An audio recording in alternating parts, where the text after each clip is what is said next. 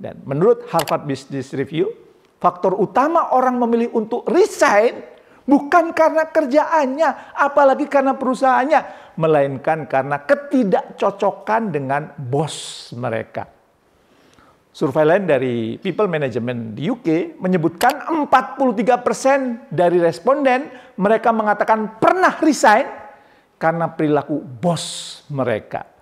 Sebetulnya pada level tertentu tidak ada salahnya bagi seorang leader untuk bersikap egois. Bahkan menularkannya ke orang lain, termasuk ke timnya sendiri.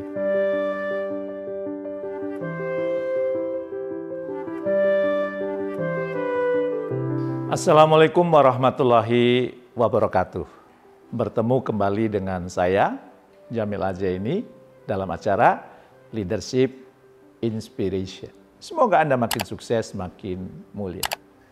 Saya buka sesi kali ini dengan meminjam kata-kata dari Bapak Abraham Lincoln. Beliau bilang begini, "If you want to test a man's character, give him power." Kalau kamu mau melihat karakter seseorang, ya, yang sesungguhnya, yang sejatinya, berikan dia kekuasaan. Karena saat seseorang sudah menjadi pemimpin atau sudah dengan kekuasaannya, kita bisa melihat dengan gamblang aslinya bagaimana ia memperlakukan orang lain. Apakah ia akan menjadi pemimpin yang melayani atau malah sebaliknya? Ya, justru malah menganiaya orang-orang yang ada di sekitarnya. Seperti yang akhir-akhir ini kita saksikan. Ada beberapa pemimpin yang memanfaatkan kekuasaannya untuk kepentingan pribadinya. Mobil mewah, memperkuat bisnis, memanjakan keluarganya, dan menyiksa orang lain. Tidak perlu jauh-jauh ke pemimpin negara. Bahkan pemimpin seperti ini bisa jadi adalah pemimpin Anda sendiri. Di kantor Anda, di perusahaan Anda. Semua hasil kerja tim dianggap sebagai hasil kerjanya sendiri. Idenya lah yang selalu benar. Jika tidak, maka tim yang salah mengeksekusinya. Jika dimintai bantuan, dia selalu punya jutaan alasan menghindar. Tapi sebaliknya, jika dia butuh bantuan, ya, tidak punya pilihan, kita perlu membantunya. Ada yang leader seperti ini di tempat Anda? Share dong kalau ada di kolom komentar, ya. Dan bagaimana Anda menghadapinya dan bagaimana Anda menaklukkannya. Semua perilaku mau menang sendiri tadi menciptakan lingkungan kerja yang toksik, ya. Jika dibiarkan, tentu akan mengganggu performa kerja kita semuanya, mengganggu performa kerja Anda. Bahkan bisa membuat Anda stres. Ujung-ujungnya Anda memilih untuk keluar dan mencari pekerjaan lain di luar sana. Tidak jarang kok terjadi. Dan menurut Harvard Business Review, faktor utama orang memilih untuk resign bukan karena kerjaannya, apalagi karena perusahaannya, melainkan karena ketidakcocokan dengan bos mereka.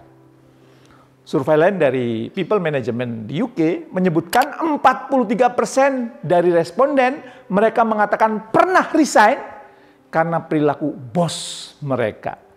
Sebetulnya pada level tertentu tidak ada salahnya bagi seorang leader untuk bersikap egois. Bahkan menularkannya ke orang lain, termasuk ke timnya sendiri. Nah, tapi leader harus tahu perkara-perkara seperti apa saja yang membutuhkan egoisme sebagai seorang leader. Mementingkan diri sendiri dihalalkan jika menguntungkan bukan hanya untuk dia, tapi juga untuk timnya, untuk perusahaan yang dipimpinnya, dan untuk masyarakat sekitarnya. Lalu di mana, Pak? Lalu gimana, Pak? Kalau nyatanya leader saya di kantor mau menang sendiri, Pak. Ya, susah diberi nasihat, Pak. Saya paham betul Anda tidak punya cukup kuasa dalam situasi ini untuk mengubah mereka. Sulit pastinya. Kalau Anda mengubah beliau, ya itu pasti sulit dan perlu energi, bahkan mungkin Anda tambah stres. Nah, terus gimana dong solusinya? Apakah harus keluar? Yuk kita simak. Pertama, Anda perlu fokus kepada alasan Anda. Fokus kembali terhadap apa alasan Anda bekerja di perusahaan tersebut. Boleh jadi alasan finansial karena bayaran gaji atau angsuran yang belum lunas. atau alasan relasional di mana Anda bisa bersahabat dengan orang-orang yang hebat, atau mungkin alasan emosional di mana Anda bisa berkontribusi besar untuk perusahaan, untuk pelanggan, untuk karyawan atau keluarga Anda. Boleh juga alasan spiritual di mana pekerjaan Anda sangat berarti bagi Anda dan bisa menyelamatkan kehidupan dunia dan akhirat Anda. Kembalilah kepada alasan kenapa Anda bekerja di perusahaan tersebut. Kalau Anda temukan alasan itu akan semakin menguatkan Anda. Karena memang saat bekerja, Anda tidak bisa memilih siapa rekan kerja Anda. Apalagi siapa leader Anda yang bekerja sama dengan Anda. Toh, Anda juga tidak akan selamanya bersama dengan yang bersangkutan di perusahaan tersebut. Dengan fokus terhadap alasan Anda, membuat perhatian Anda teralih dari pimpinan yang tidak cocok dengan Anda. Perilaku bos Anda menjadi tidak relevan karena terkalah dengan alasan yang kuat yang Anda miliki. Yang kedua, fokus kepada pengembangan diri Anda. Apabila Anda ingin menjadi orang yang cepat bertumbuh dan berkembang, pastikan Anda punya paradigma, jangan salahkan pimpinan.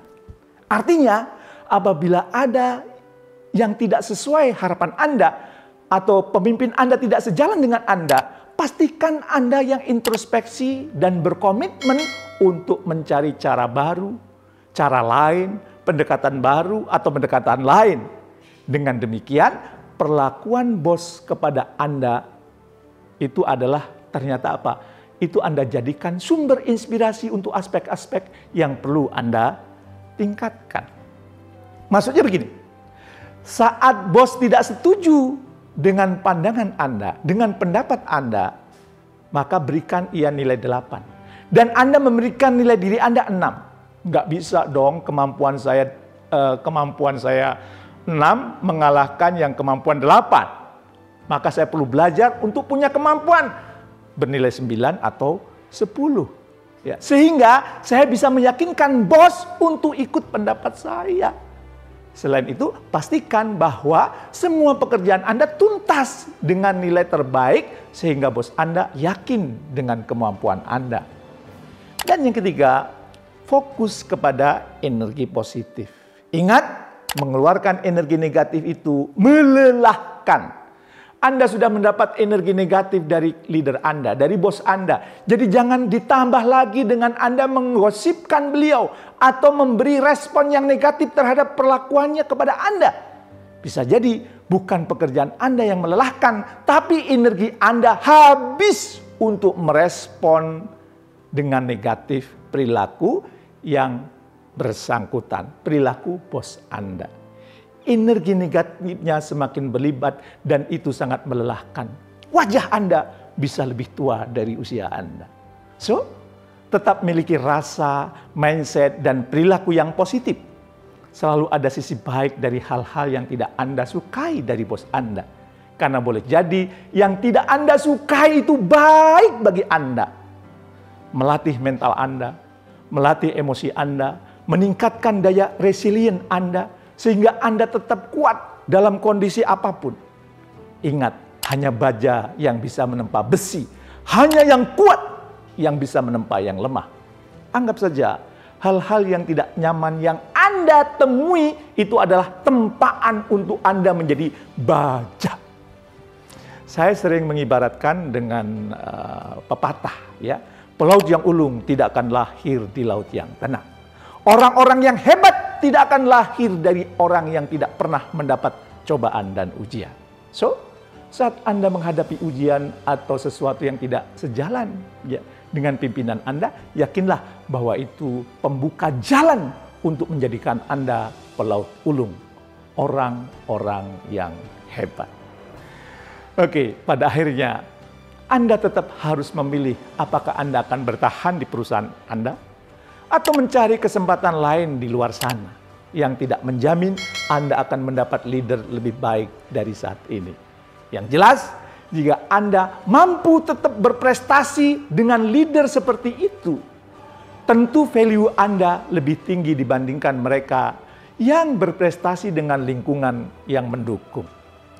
So, tetaplah menjadi pemimpin yang benar-benar memimpin dengan fokus kepada 3 hal, yaitu fokus kepada alasan Anda, fokus kepada pengembangan diri Anda, dan fokuslah kepada energi positif. Maka Anda akan bisa menaklukkan pemimpin Anda. Sukses mulia untuk kita semua.